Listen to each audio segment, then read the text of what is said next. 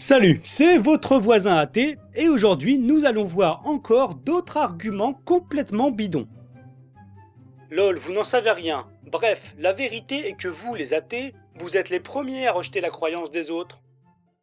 Alors, prenons un chrétien ou un adepte d'une des religions dites abrahamiques. Ils partent du principe qu'il existe un Dieu unique et dont l'œuvre est décrite dans quelques livres sacrés.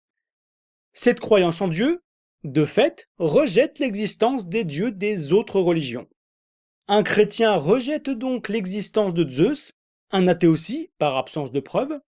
Un chrétien rejette l'existence des divinités hindoues, un athée aussi. Un chrétien rejette l'existence des dieux shinto, du dieu des Sikhs, des dieux égyptiens et autres, un athée aussi. La différence entre le chrétien et l'athée se situe donc sur un seul dieu, le dieu des chrétiens. Donc, dire que les athées sont les premiers à rejeter la croyance des autres est tout simplement faux. Les religieux rejettent tout autant les religions des autres. Et puis, il y a ça aussi. La théorie de l'évolution et du Big Bang, vous pensez que c'est complètement faux ?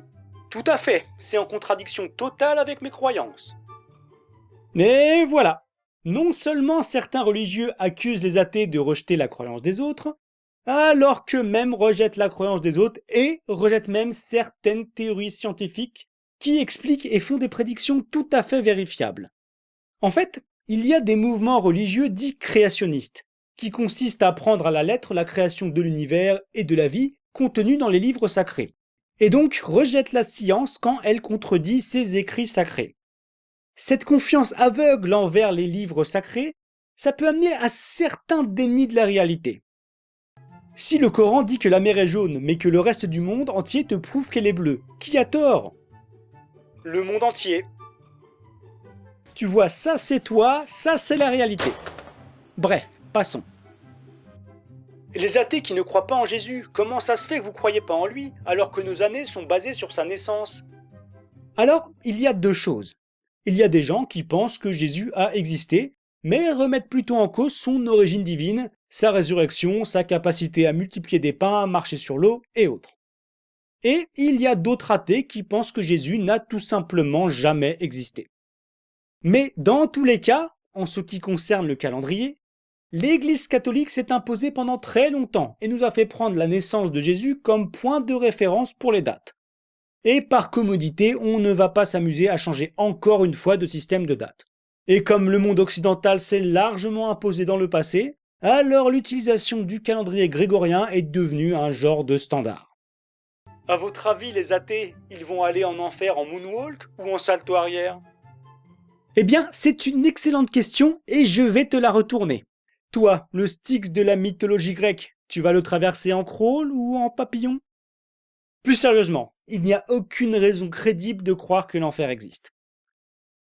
Les athées kiffent parler de science pour réfuter la foi, mais n'oubliez pas que même Einstein croyait en Dieu.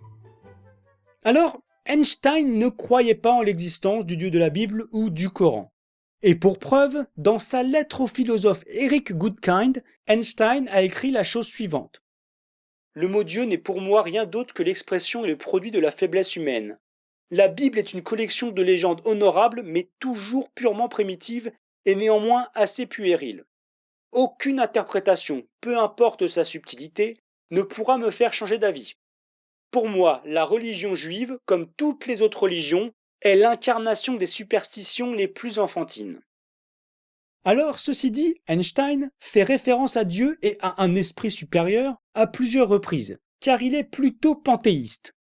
Alors vous connaissez sûrement les monothéistes, qui croient en un Dieu unique, comme les chrétiens, les polythéistes qui croient en plusieurs dieux, comme les Égyptiens à l'époque. Eh bien, le panthéisme, lui, consiste à considérer que, grosso modo, Dieu c'est l'univers ou la nature. Ce qui n'a bien sûr rien à voir avec le Dieu de la Bible et toute la mythologie associée. La preuve se trouve dans son télégramme au rabbin Goldstein de New York. Je crois au Dieu de Spinoza qui se révèle dans l'ordre harmonieux de ce qui existe, et non en un Dieu qui se préoccupe du sort et des actions des êtres humains. Alors ces deux citations devraient clarifier la position d'Einstein et ainsi réfuter sa supposée croyance au Dieu de la Bible. En fait, attribuer des propos à Einstein ou à tout autre scientifique est ce qu'on appelle un argument d'autorité. On prend quelqu'un de connu et d'intelligent, et comme il est intelligent, alors il doit forcément avoir raison, et donc son argument doit être vrai. En réalité, vous pouvez citer qui vous voulez. Tant que cette personne ne dit pas quelque chose de prouvé, eh bien ce qu'il dit ne fait pas office de preuve, quelle que soit son intelligence, quels que soient ses diplômes. Quand il s'agit de décrire la réalité, il faut des preuves et non pas de simples citations. Et finissons sur ce tweet-là. Voisin athée, vous avez cru à la petite souris et au Père Noël toute votre enfance.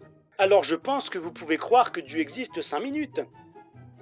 La croyance au Père Noël et à la petite souris, que l'on met dans la tête des enfants et qui montre justement qu'on peut leur faire croire n'importe quoi, en quoi c'est censé justifier la croyance en Dieu des adultes. Je n'ai jamais vu de preuve crédible que Dieu existe, ni dans le Coran, ni dans la Bible, ni dans la nature.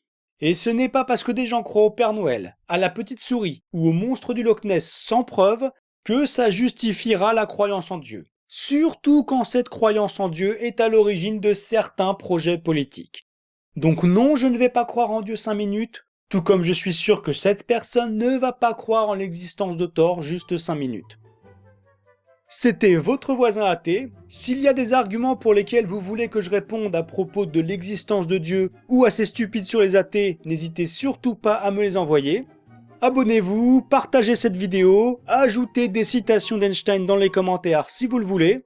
Dans tous les cas, je vous souhaite une excellente journée.